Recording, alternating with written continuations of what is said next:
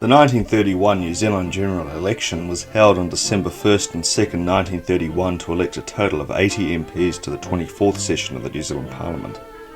Last time we saw Sir Joe Ward and his United Party form government with the help of the Labour Party and several independents. If Ward thought he would have an easy time as Prime Minister, he would be in for a rude shock. In October 1929, less than a year after becoming Prime Minister, Wall Street crash would occur, which plunged the entire world into the most devastating economic depression in our history, an event we now call the Great Depression. By 1930, urban businesses and manufacturers were feeling the flow-on effects. Demand for their goods and services fell, as did the prices they charged. Unemployment rose to 12%, and those lucky enough to keep their jobs often found their wages slashed by as much as 20%. Ward, as Finance Minister, passed a mini-budget at the end of 1928, appropriating £1.1 million for public works construction. In 1929, the government reneged on the £70 million borrowing promised and introduced a watered-down land tax. In October, under increasing pressure from Labour, Ward made moves to reduce the growing unemployment numbers. During this time, Ward's health continued to decline. From late September 1929, Ward seldom attended debates in the House, and from March 1930, Ward was too ill to even hold meetings of the Cabinet. He suffered a number of heart attacks, and soon it was George Forbes who was effectively running the government. Ward was determined not to resign, and remained Prime Minister until well after he had lost the ability to perform the role effectively. On May 28, 1930, Ward succumbed to strong pressure from his colleagues and his family, and handed the premiership to Forbes. Soon afterwards, on July 8th, Ward would pass away. Politicians from all sides of the House paid tribute, and thousands turned out for his memorial service. Ward would be one of the country's longest-serving members of Parliament, serving in the House for 37 years. George Forbes would become the 22nd Prime Minister of New Zealand, and the man the country would turn to in order to get it out of depression. Honest George Forbes, as he was known, was a quiet, unassuming man. Before politics, he had been a farmer as well as a Canterbury provincial rugby team captain. Forbes entered Parliament in the 1908 election as a Liberal Party member for Huanui. Forbes would spend most of his political career as a backbench MP before becoming a whip in 1912 and then Liberal Party leader in 1925. Despite his low profile, Forbes was seen as a likeable and respectable figure with a lot of experience. The Depression wasn't the only major disaster to strike the country. In 1931, the country would be rocked by the deadliest earthquake in New Zealand history, when the town of Napier would be completely flattened, leaving 256 people dead.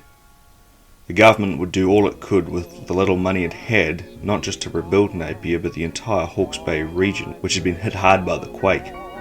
The same year saw disagreements over how to counter the Depression, with the United Party favouring austerity when United put forward their proposed Unemployment Act of 1930 to deal with the still growing numbers of unemployed.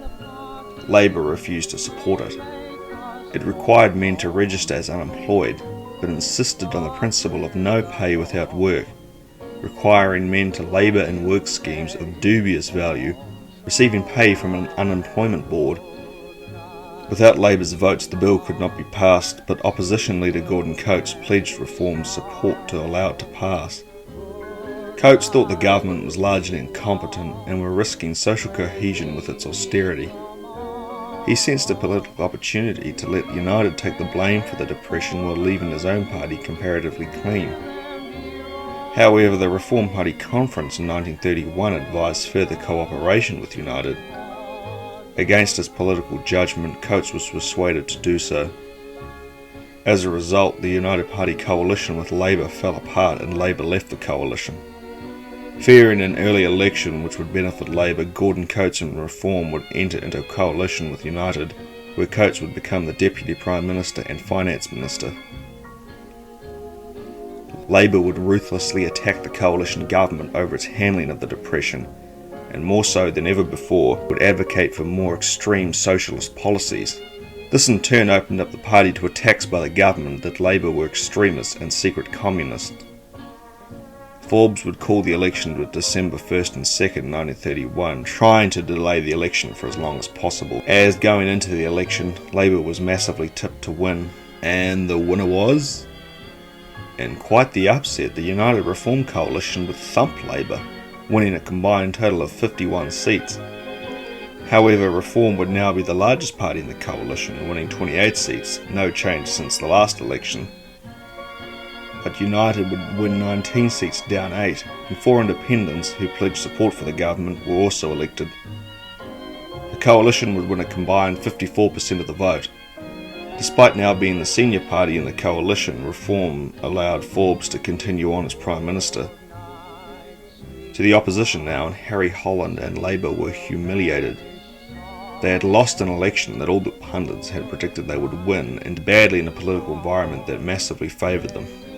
The party would win 34% of the vote and gain 5 seats to hold 24. After this poor showing, many Labour supporters felt the party would never be able to hold office. To the minor parties now, Harold Rushworth of the Country Party would retain his Bay of Islands seat. There were also a further 4 independents elected that were aligned with neither party. Thanks for watching, and come back next time for the election of 1935.